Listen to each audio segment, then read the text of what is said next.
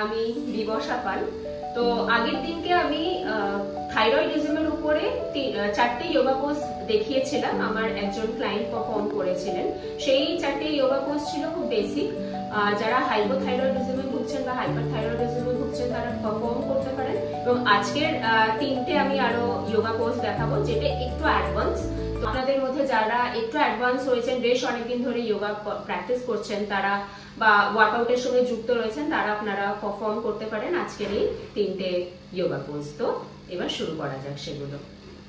Fish pose করতে গেলে ফার্স্টে এইভাবে সুপাইনেশনে ম্যাটে শুতে হবে, এন্ড নি দুটোকে বেন্ড করে রাখবো, আমরা গ্লুটসের নিচে হাত দেবো, ফিট ক্লোজ রাখবো।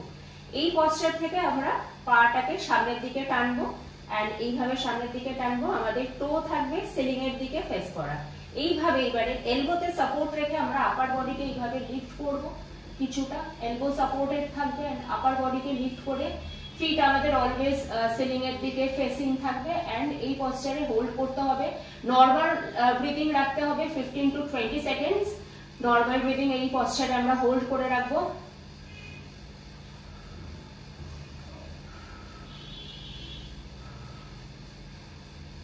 and 15 seconds হোল্ড করার পর আস্তে আস্তে স্লোলি রিল্যাক্স করব। রিল্যাক্স করার সময় যেভাবে আমরা এক্সারসাইজটা করলাম ধীরে ধীরে সেইভাবেই ডাউন করতে হবে and রিল্যাক্স।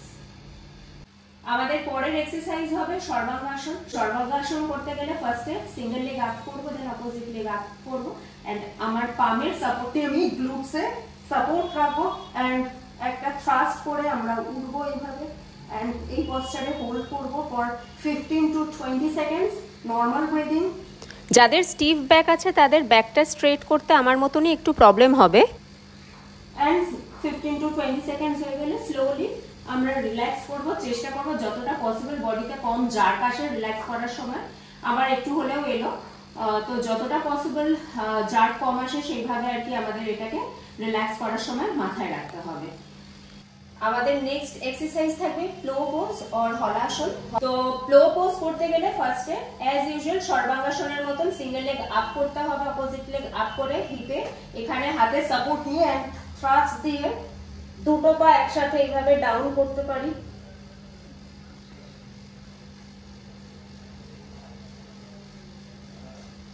এই পশ্চারে 15 to 20 সেকেন্ডস হোল্ড করব আমরা।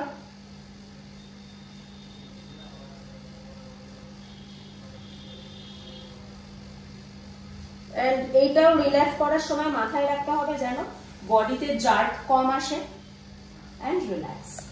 আর এইবারে আমি দেখাবো সর্বাঙ্গাসন থেকে হলাসনে একেবারে একটা ফ্লোতে আমরা কিভাবে পারফর্ম করব।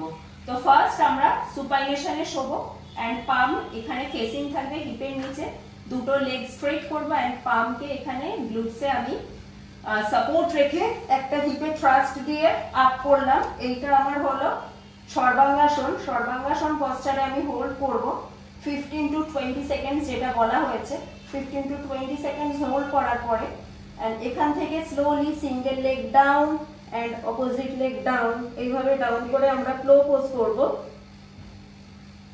এখানেও 15 to 20 সেকেন্ডস হোল্ড করব, এন্ড এখান থেকে 15 to 20 সেকেন্ডস হোল্ড করা হয়ে গেলে single leg up and opposite leg up করে এই পশ্চারে আবার আমরা হলাসনে হোল্ড করতে পারি 15 to 20 seconds, and slowly perform হয়ে গেলে স্লোলি রিল্যাক্স। আজ যে 3টে এক্সারসাইজ দেখালাম মানে আমাদের থাইরয়েডিজমে যারা ভুগছেন তাদের জন্য, তো সেই 3টে এক্সারসাইজ একটু definitely advance yoga poses. Definitely fitness level যদি ততটা হাই থাকে তবে এই এক্সারসাইজ গুলো পারফর্ম করবেন, অথবা আগের দিন আপনাদের যে 4টে আমি যোগা পোজ দেখিয়েছিলাম, আমি দেখাইনি ঋতু দেখিয়েছিল, তো সেই 4টে যোগা পোজ যে বেসিক যে যোগা পোজ গুলো রয়েছে সেগুলো আপনারা পারফর্ম করতে পারেন। আজকের গুলো একটু অ্যাডভান্স যারা তারা পারফর্ম করতে পারেন, মানে আগের দিনের 4টে প্লাস আজকের 3টে। আমি একটুকু অ্যাশিওর করছি যে এগুলো যদি আপনারা রেগুলার বেসে প্র্যাকটিস করতে থাকেন তো আপনারা আপনাদের যে থাইরয়েডিজমের প্রবলেমে যারা ভুগছেন, সেটা হাইপার থাইরয়েডিজম হোক আর হাইপোথাইরয়েডিজম হোক, আপনারা কিন্তু ডেফিনেটলি বেনিফিট পাবেন। তো আজকের ভিডিও আমি এখানেই শেষ করলাম। আমার সাথে থাকুন, আমার পাশে থাকুন, আমার চ্যানেলটা সাবস্ক্রাইব করুন।